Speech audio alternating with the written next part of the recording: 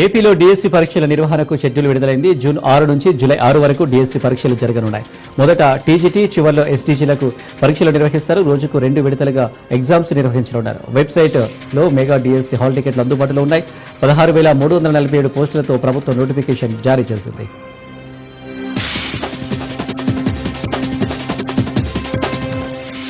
Operation Sindoor విజయవంతమైందన్నారు ప్రధాని మోడీ. పాక్ ఊహించని ప్రాంతాలపై దాడులు చేశామన్నారు. పాక్లోని ఉగ్ర శిబిరాలను మన ఆర్మీ కూల్చివేసిందన్నారు. ఉగ్రవాదుల సహాయంతో పరోక్ష యుద్ధం అసలు ఆమోదయోగ్యం కాదని, ఉగ్రదాడులను సహించేది లేదన్నారు. ఖచ్చితంగా తగిన మూల్యం చెల్లించుకుంటారని హెచ్చరించారు. భూపాల్లో పర్యటించిన ప్రధాని మోడీ లోకమాత దేవి అహల్యాబాయి హోల్కర్ 300వ జయంతి సందర్భంగా ప్రధాని పర్యటించారు. లోకమాత దేవి అహల్యాబాయి పోస్టల్ స్టాంపును 300 ప్రత్యేక నాణ్యం విడుదల చేశారు. క్షిప్రా నదిపై 860 కోట్ల వ్యయంతో తలపెట్టిన ఘాట్ నిర్మాణ పనులకు మోదీ శంకుస్థాపన చేశారు.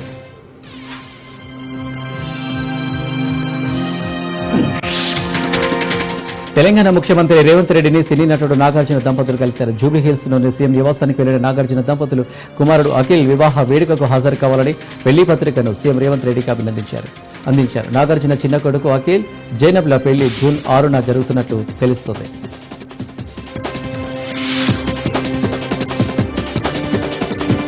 దేశవ్యాప్తంగా కరోనా చాప కింద నీరులా తయారైంది. కేరళ, మహారాష్ట్ర, ఢిల్లీలో అత్యధిక కేసులు నమోదు కాగా తెలుగు రాష్ట్రాలను విజృంభిస్తుంది.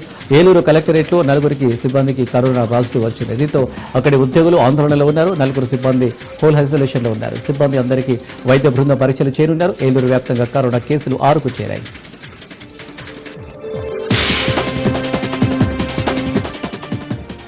తెలంగాణ ప్రజల గొంతుకగా తెలంగాణ జాగృతి సంస్థ పనిచేసిందని భారత ఎమ్మెల్సీ తెలంగాణ జాగృతి అధ్యక్షురాలు కవిత అన్నారు. బంజారాహిల్స్ లో ఏర్పాటు చేసిన తెలంగాణ జాగృతి నూతన కార్యాలయాన్ని ఆమె ప్రారంభించారు. అనంతరం మీడియాతో మాట్లాడారు. కేసీఆర్, ఆచార్య జయశంకర్ స్ఫూర్తిలో జాగృతి సంస్థ ఏర్పడిందని చెప్పారు. గత 10 ఏళ్ల కేసీఆర్ పాలనకు ఇప్పటి కాంగ్రెస్ పాలనకు ఎంతో తేడా ఉందని చెప్పారు. జూన్ 2న రాజీవ్ యువ వికాస పథకం ఎందుకు తెస్తున్నారు? రాజీవ్ గాంధీకి తెలంగాణకు ఏం సంబంధం? తెలంగాణ యువ వికాసం అని ఉండాలి, కానీ రాజీవ్ యువ వికాసం అని ఉండకూడదు అని చెప్పారు. కేసీఆర్కు ఒక కన్ను బారాస అయితే రెండవది జాగృతి సంస్థ అని చెప్పారు. కేసీఆర్పై ఈగ వారిన ఊరుకోమన్నారు. కేసీఆర్కు కాళేశ్వరం కమిషన్ నోటీసులు ఇవ్వడాన్ని నిరసిస్తూ జూన్ 4న ఇందిరా పార్క్ వద్ద మహాధరణ నిర్వహిస్తామని ప్రకటించారు. కాగా బంజారాహిల్స్ కార్యాలయంలో ఆచార్య జయశంకర్, కేసీఆర్ ఫోటోలతో తెలంగాణ జాగృతి బ్యానర్ పెట్టారు.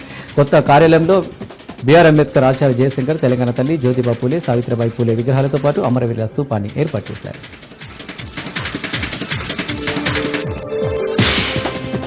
మంచిర్యాల జిల్లా నస్పూర్ సమీకృత కలెక్టరేట్ కార్యాలయంలోని ఉమ్మడి ఆదిలాబాద్ జిల్లా సమీక్ష సమావేశానికి జిల్లా ఇన్ఛార్జి మంత్రి సీతక్క హాజరై ఉమ్మడి జిల్లా కలెక్టర్లతో పాటు వివిధ శాఖల అధికారులతో సమీక్ష సమావేశం నిర్వహించారు. అనంతరం మంత్రి మాట్లాడుతూ వరి ధాన్యం కొనుగోలు త్వరగా పూర్తి చేయాలని, కేంద్రాలలో ఒక్క గింజ కూడా మిగలకుండా తరలించాలని సూచించారు. ఇందిరమ్మ ఇండ్లను గ్రామాల్లో పూర్తి చేసే విధంగా చర్యలు తీసుకోవాలని చెప్పారు. భూభారతి కొత్త చట్టం ద్వారా రైతుల సమస్యలను తొందరగా పరిష్కరించే విధంగా చర్యలు తీసుకోవాలని కలెక్టర్లను ఆదేశించారు. ఉమ్మడి ఆదిలాబాద్ జిల్లాలో పోడు రైతులను అటవీ శాఖ అధికారులు ఇబ్బందులకు గురి చేస్తూ సాగు చేయకుండా అడ్డుకుంటున్నారని, సంవత్సరాల పాటు సాగులో ఉన్న పోడు రైతులను కూడా ఇబ్బందులు పెడుతున్నారని, వాటిపై జిల్లా కలెక్టర్లు అటవీ శాఖ అధికారులతో మాట్లాడి చర్యలు తీసుకోవాలని సూచించారు.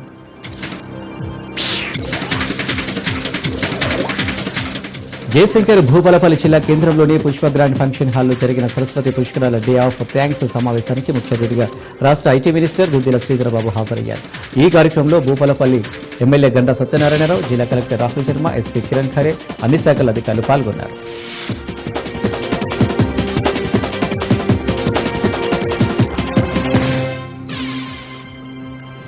జయశంకర్ భూపాలపల్లి జిల్లా కాళేశ్వరంలోని త్రివేణి సంగమం వద్ద నీటి మట్టం క్రమంగా పెరుగుతుంది. ఇటీవల ఎగువన అక్కడక్కడ వర్షాలు కురుస్తుండటంతో గోదావరి ప్రాణహిత నదుల్లో నీటి మట్టం పెరుగుతుంది.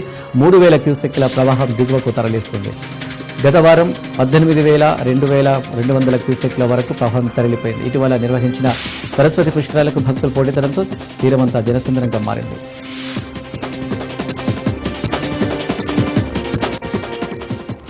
దేశంలోనే నెంబర్ 1గా ఉండే విధంగా ఇంటిగ్రేటెడ్ మార్కెట్ను కోహెడ వద్ద నిర్మించేందుకు తగు ప్రణాళికలు సిద్ధం చేయాలని రాష్ట్ర ప్రభుత్వ ప్రధాన కార్యదర్శి కె రామకృష్ణరావు సంబంధిత అధికారులు ఆదేశించారు. డాక్టర్ బిఆర్ అంబేద్కర్ రాష్ట్ర సచివాలయంలో కోహెడ మార్కెట్పై సంబంధిత అధికారులతో సమీక్ష సమావేశం నిర్వహించారు. సుమారు 250 ఎకరాల విస్తీర్ణంలో ఒక పెద్ద మార్కెట్ను నిర్మించాలని, ఆధునిక వసతులతో కూడిన నిర్మాణాలు, కోల్డ్ స్టోరేజ్లు, షెడ్లు, విశాలమైన రోడ్లు వంటి సౌకర్యాలతో మార్కెట్ను నిర్మించాలని చెప్పారు. దేశంలోనే ఒక డ్రీమ్ ప్రాజెక్టుగా కోహెడ మార్కెట్ను ఏర్పాటు చేయాలని ముఖ్యమంత్రి కోరుకుంటున్నారని అన్నారు. రాష్ట్రంలో విస్తారంగా పండే పండ్లు, కూరగాయలు, ఇతర ఉత్పత్తులు ప్రజలకు అందుబాటులో ఉంచే విధంగా ఈ మార్కెట్ను నిర్మించారన్నారు. కోహెడ మార్కెట్ ఏర్పాటుకు సుమారు 2,890 కోట్ల రూపాయలు అవసరమవుతుందని అధికారులు సిఎస్కు తెలిపారు. ఈ సమావేశంలో వ్యవసాయ మార్కెట్ డైరెక్టర్ నరేంద్రమోహన్, అదనపు డైరెక్టర్ లక్ష్మీబాయి తదితరులు పాల్గొన్నారు.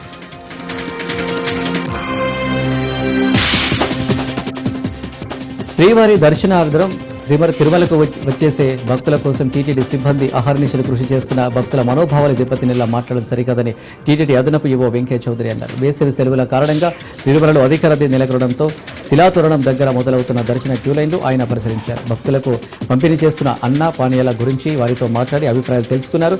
భక్తులందరూ టీటీడీ అందిస్తున్న సౌకర్యాలపై అదనపు ఈవో వద్ద సంతృప్తి వ్యక్తం చేశారు. అనంతరం వెంకయ్య చౌదరి మీడియాతో మాట్లాడుతూ నిన్న ఓ వ్యక్తి దర్శన క్యూలైన్లో అన్నప్రసాదాలు అందలేదని నినాదాలు చేసిన విషయం తమ దృష్టికి వచ్చిందన్నారు.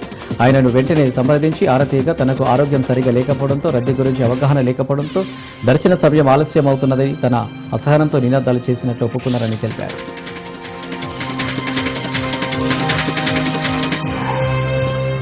కృష్ణా జిల్లా కంకిపాడు మండలంలో సిపిఐ రాష్ట్ర ప్రధాన కార్యదర్శి దోనెపూడి శంకర్, కౌలు రైతు సంఘం అధ్యక్షుడు జమలయ్య పర్యటించారు. ఈ సందర్భంగా వారు మాట్లాడుతూ బుడిమేరు వరదల కష్టాలు ప్రజలు ఇంకా మర్చిపోలేదన్నారు. ఉప్పులూరు, వేల్పూరు, మంతెన, పెన్నేరు ప్రజలు, రైతులు నష్టపోయారని, కేసరపల్లి మంతెన మార్గంలో వంతెన కూలిందని చెప్పారు. వరదలు వచ్చి సంవత్సరమైనా ఇంకా నిర్మించలేదని, మళ్లీ వరదలు వస్తే రైతులు తీవ్రంగా నష్టపోతారని ఆందోళన వ్యక్తం చేశారు. ఆపరేషన్ హైడ్రా మాదిరి ఆపరేషన్ బుడిమేరు చేపట్టాలని కోరారు. స్థానిక ఎమ్మెల్యే బోడే ప్రసాద్ ప్రజలను పట్టించుకోవడం లేదని, ఇరిగేషన్ మంత్రి రామానాయుడు కూలిన వంతెన కనీసం పరిశీలించలేదని వాపోయారు.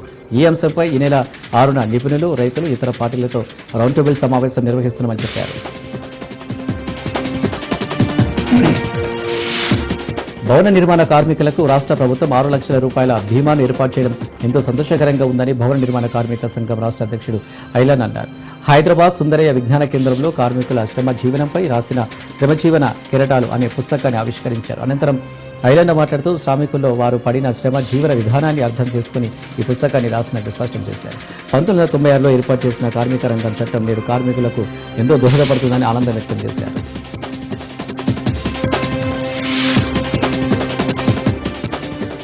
కడప జిల్లాలో జెండాల వివాదానికి తెరపడింది. మాజీ MLC Pulivendula TDP incharge BTech Ravi Telugu Desam జెండాలను స్వచ్ఛందంగా తొలగించారు. ముందుగా చెప్పిన మాట మేరకు జెండాలను తొలగించినట్టు ఆయన తెలిపారు. మహానాడు కార్యక్రమానికి అనంతపురం వైపు నుంచి వచ్చే కార్యకర్తలకు భోజనాల ఏర్పాటును గుర్తించడం కోసమే ఇక్కడ జెండాలు కట్టామని బీటెక్ రవి స్పష్టం చేశారు.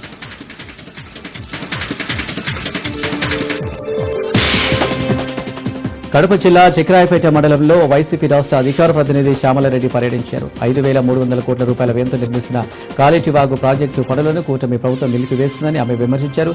0.3 టీఎంసీల నుండి 1.33 టీఎంసీల సామర్థ్యానికి పెంచి వైఎస్ జగన్మోహన్ రెడ్డి హయాంలో నిర్మిస్తున్న కాళేటివాగు ప్రాజెక్టు పూర్తయితే కుప్పం వరకు రైతులకు నీరు అందించే అవకాశం ఉంటుందని, 90% పూర్తయిన ప్రాజెక్టు శిథిలావస్థకు చేరకుండా కూటమి ప్రభుత్వం పనులు ప్రారంభించాలని కోరారు. అనంతరం గండి క్షేత్రంలో పర్యటించి ఆలయ పునర్నిర్మాణ పనులను ఆమె పరిశీలించారు. సనాతన ధర్మం అంటూ ఆలయాలు తిరిగే పవన్ కళ్యాణ్కు పుణ్యక్షేత్రంలో ఉన్న సమస్యలు పట్టవా అని ఆమె ప్రశ్నించారు.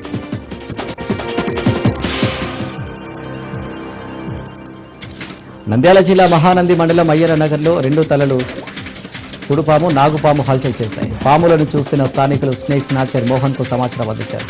సమాచారం అందుకున్న స్నేక్ స్నాచర్ మోహన్ 2 పాములను పట్టుకుని సంచిలో బంధించి అడవిలో వదిలేశారు.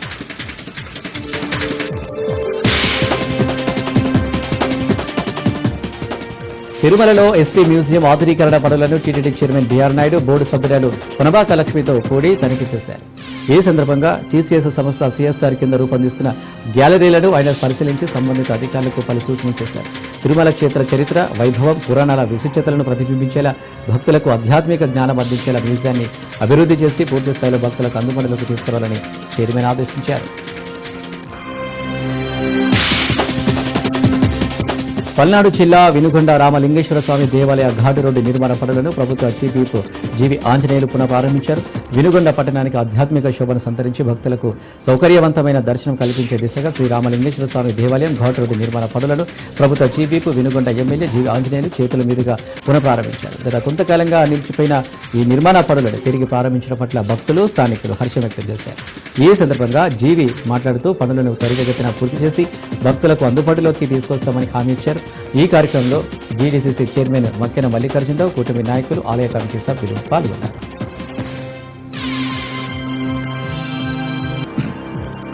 ప్రకాశం జిల్లా మరివుడి మండలం చిలకంకూరు ఎన్టీఆర్ భరోసా పింఛన్లో మంత్రి బాల వీరాంజనేయ స్వామి పాల్గొన్నారు. 1వ తేదీ ఆదివారం కావడంతో ముందు రోజు పింఛన్లను పంపిణీ చేయాలని ప్రభుత్వం ఆదేశాలు ఇచ్చింది. ఈ క్రమంలో లబ్ధిదారుల ఇళ్లకు వెళ్లిన మంత్రి స్వామి పింఛన్లు పంపిణీ చేశారు. పేదల సేవకు తమ ప్రభుత్వం అంకితమై ఉంటుందని దేశంలో ఏ రాష్ట్రంలో లేని విధంగా పెద్ద మొత్తంలో సామాజిక భద్రతా పింఛన్లు ఇస్తామని తెలిపారు. మహిళలకు ఉచిత గ్యాస్ సిలిండర్లు ఇచ్చామని, ఇంట్లో ఎంతమంది విద్యార్థులున్న అందరికీ తల్లికి వందనం కింద లబ్ధి చేకూరుస్తామని తెలిపారు. రాష్ట్రం ఆర్థికంగా ఇబ్బందుల్లో ఉన్న ఇచ్చిన హామీలను ఒక్కొక్కటిగా అమలు చేస్తున్నామని తెలిపారు.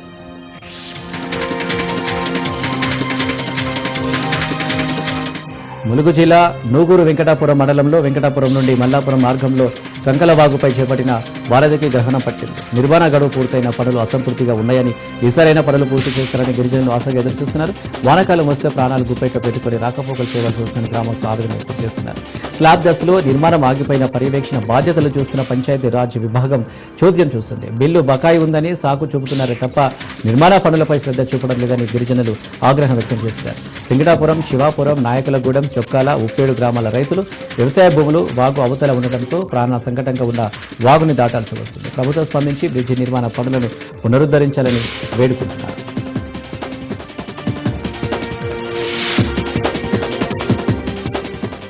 పుష్కరాలలో లక్షలాది మంది భక్తులు కాళేశ్వరానికి తరలివచ్చి త్రివేణి సంగమంలో పుష్కర పుణ్యస్నానాలు ఆచరించారు. అయితే గోదావరి తీరం గ్రామంలో భక్తులు వేసిన చెత్త చెదారం పేరుకుపోకుండా ఇప్పటికప్పుడు శుభ్రం చేసిన పంచాయతీ పారిశుద్ధ్య కార్మికుల సేవలను కాళేశ్వరానికి చెందిన చెంబాల సుధీర్ కొనియాడారు. గ్రామ పంచాయతీ సిబ్బంది, పంచాయతీ కార్యదర్శిని ఆయన సన్మానించారు. అలాగే పారిశుద్ధ్య కార్మికులకు నిత్యావసర సరుకులు పంపిణీ చేసి ఔదార్యం చాటుకున్నారు. కార్మికుల సేవలు అమూల్యమైనవని కొనియాడారు. అన్నమయ్య జిల్లా రాయచోటి మున్సిపల్ కౌన్సిల్ సమావేశంలో అధికారులు, కౌన్సిలర్లు ఒకరిపై ఒకరు ఆరోపణలు చేసుకోవడంతో వాడివేడిగా కొనసాగింది. కౌన్సిల్ సమావేశానికి ముందు మాజీ ఎంపీ, మాజీ ఎమ్మెల్యే సుగవాసి పాలకొండ రాయుడు మృతికి సంతాపం ప్రకటించి మున్సిపల్ కౌన్సిల్ సభ్యులందరూ నివాళులర్పించారు. అనంతరం మున్సిపల్ అజెండాను కౌన్సిల్ ఆమోదానికి మున్సిపల్ అధికారులు పంపించేశారు.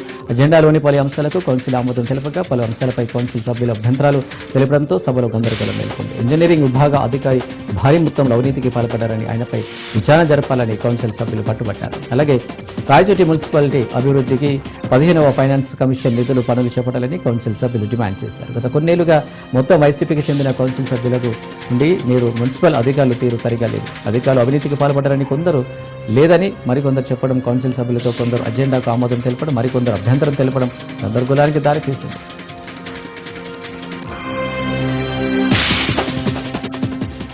కర్ణాటక తుంగూరు జిల్లా కొరటగరే సిద్ధపేట శ్రీ శ్రీ శ్రీ చట్టస్థల బ్రహ్మ వీరభద్ర శివచార్య మఠంలో జూన్ 6వ తేదీ నుండి ప్రారంభమయ్యే 19వ వార్షికోత్సవ సామూహిక ఉచిత వివాహాలు జరగనున్నాయి. ఈ వివాహాలకు మడకశిర మాజీ ఎమ్మెల్సీ కుండుమల తిప్పేస్వామి, ఎమ్మెల్యే ఎంఎస్ రాజులను మఠాధిపతి ఆహ్వానించారు. ఈ సందర్భంగా మఠాధిపతిని ఎమ్మెల్యే ఎమ్మెల్సీ రాజు, గుండుమల తిప్పేస్వామిలను సాదరంగా ఆహ్వానించి సాల్వతో సత్కరించి ఆశీర్వాదం పొందారు. ఖచ్చితంగా సామూహిక వివాహాలకు హాజరవుతారని తెలిపారు.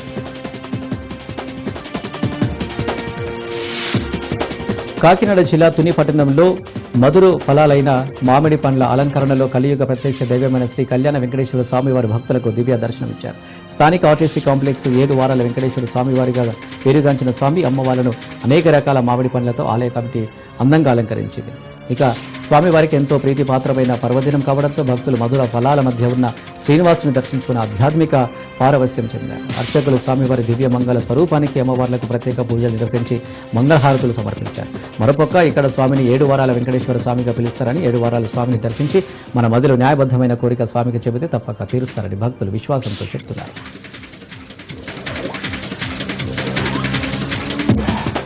పల్నాడు జిల్లా వినుకొండ పట్టణంలోని ప్రభుత్వ జూనియర్ కళాశాల ఆవరణలో ఆంధ్రప్రదేశ్ నైపుణ్య అభివృద్ధి సంస్థ ఆధ్వర్యంలో ఏర్పాటు చేసిన మెగా జాబ్ మేళకు ప్రభుత్వ చీఫ్ ఎమ్మెల్యే జీవి ఆంజనేయులు ముఖ్య అతిథిగా హాజరై జాబ్ మేళను ప్రారంభించారు. రాష్ట్రంలో 20 లక్షల మందికి ఉద్యోగ ఉపాధి కల్పనే లక్ష్యంగా ప్రభుత్వం ముందుకు వెళ్తుందని తెలిపారు. దీనిలో భాగంగానే వినుకొండలో మెగా జాబ్ మేళ నిర్వహించి వందలాది మంది నిరుద్యోగ యువకులకు ఉద్యోగ ఉపాధి కల్పించే ప్రయత్నం చేశామన్నారు. స్కిల్ డెవలప్మెంట్ ద్వారా నిర్వహించే జాబ్ మేళను నిరుద్యోగులు సద్వినియోగం చేసుకోవాలని కోరారు.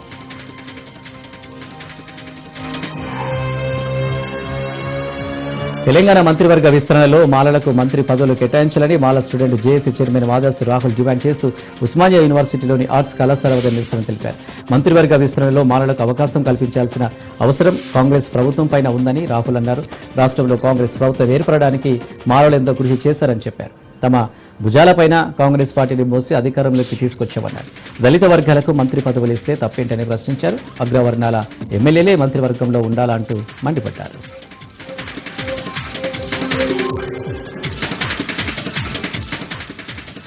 రాష్ట్రంలో విద్యా వ్యవస్థ నిద్రపోతున్నా పట్టించుకోకుండా మహానాడును అంగరంగ వైభవంగా నిర్వహించామని కూటమి ప్రభుత్వం గొప్పలు చెప్పుకుంటుందని ఏఐఎస్ఎఫ్ రాష్ట్ర అధ్యక్షుడు బలరాజు విమర్శించారు.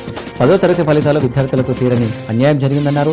విద్యాశాఖ మంత్రి లోకేష్ విద్యారంగాన్ని ముందు వరుసలో పెట్టామని చెబుతున్నారని, కానీ ఈ ప్రభుత్వం విద్యార్థులను చీకటి రోజుల్లోకి నెడుతుందని విమర్శించారు. పారామెడికల్ నోటిఫికేషన్ వాయిదా వేయాలని డిమాండ్ చేశారు. ప్రభుత్వం నిద్రావస్థలో ఉండటం వల్లే విద్యార్థులు ఆత్మహత్యలు చేసుకుంటున్నారని చెప్పారు. నిర్మల్ జిల్లా దస్తూరాబాద్ మండలం రాంపూర్ గ్రామ సమీపంలోని గోదావరి నది చింతమడుగులో చేపల వేటకు రాంపూర్ మత్స్యకారులకి అనుమతులు ఇవ్వాలని దస్తూరాబాద్ మత్స్యకారులకు ఇవ్వకూడదని నినాదాలు చేస్తూ మత్స్యకారులు గోదావరి వద్ద ఆందోళనకు దిగారు. తాము ఎవరి పరిధిలోకి పోమని, ఎవరిని తమ పరిధిలోకి రానివ్వమని మత్స్యకారులు నినాదాలు చేశారు. అలాగే పాత పద్ధతిలో లైసెన్సులు ఇవ్వాలని డిమాండ్ చేశారు. మత్స్యశాఖ ఏడీ అధికారుల నిర్లక్ష్యంతో తమకు న్యాయం జరుగుతుందని, వెంటనే సంబంధిత అధికారులపై చర్యలు తీసుకోవాలని మత్స్యకారులు ఆందోళనకు దిగారు. జిల్లా కలెక్టర్ దీనిపై స్పందించి ఏడీని విధుల నుండి సస్పెండ్ చేయాలని కోరారు.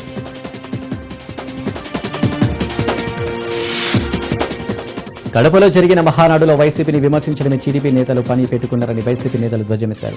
అన్నమయ్య జిల్లా రాయచోటిలోని వైసీపీ కార్యాలయంలో మీడియాతో Kadapa mayor Suresh Babu, MLA అక్కిపేటి Amarnath Reddy, Dwaraka నాథారెడ్డి, Madanapalle incharge Nisar Ahmed మాట్లాడారు. ఎన్నికల సమయంలో ఇచ్చిన సూపర్ 6 పథకాల అమలుపై ఎందుకు నోరు విప్పలేదని విమర్శించారు. జూన్ 4న నిర్వహించే వెన్నుపోటు దినాన్ని విజయవంతం చేయాలని పిలుపునిచ్చారు. ప్రాజెక్టుల గురించి మంత్రి నిమ్మల రామనాయుడుకు తప్ప మరెవరికీ తెలియనట్లు మాట్లాడడం హాస్యాస్పదంగా ఉందన్నారు. తండ్రి కొడుకులు రాష్ట్రంలో ప్రజా సంక్షేమ అభివృద్ధి పక్కన పెట్టి రెడ్ బుక్ అమరావతి పాలన కొనసాగిస్తున్నారని విమర్శించారు.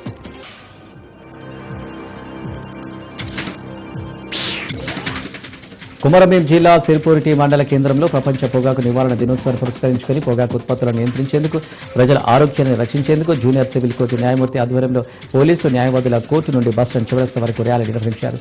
పాఠశాలల దగ్గర, ఆసుపత్రుల సమీపాల్లో పొగాకు ఉత్పత్తుల అమ్మకాన్ని పూర్తిగా నిషేధించనున్నారు. పొగాకు నుంచి కలిగే ఆరోగ్య హానిని ప్రజలకు వివరించేందుకు అవగాహన కల్పించారు.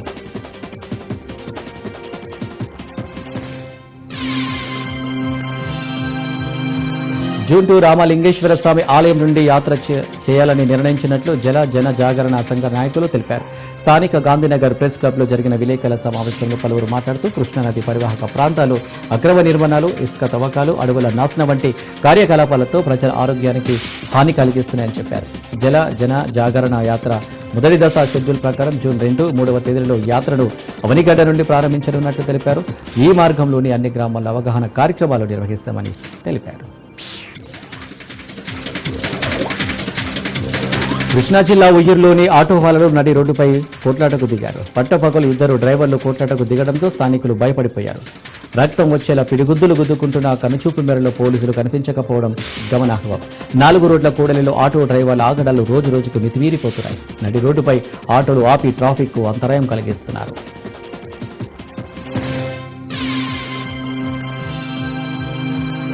కరీంనగర్ జిల్లా ఎల్లారెడ్డిపేట మండలం చంద్రంపేట గ్రామంలో జరుగుతున్న సర్వేయర్ల సమావేశంలో వెంకటాపూర్ గ్రామానికి చెందిన వ్యక్తిని లంచం తీసుకురావాలని డిమాండ్ చేయడంతో అక్కడికి తీసుకుని వెళ్ళగా ఏసీబీ అధికారులు పట్టుకుని విచారిస్తున్నారు. ఏసీబీ అధికారుల దాడులతో మండలం ఉలిక్కిపడింది. 15,000 రూపాయల లంచం తీసుకుంటూ ఎల్లారెడ్డిపేట సర్వేయర్ నాగరాజు ఏసీబీకి పట్టుబడ్డారు.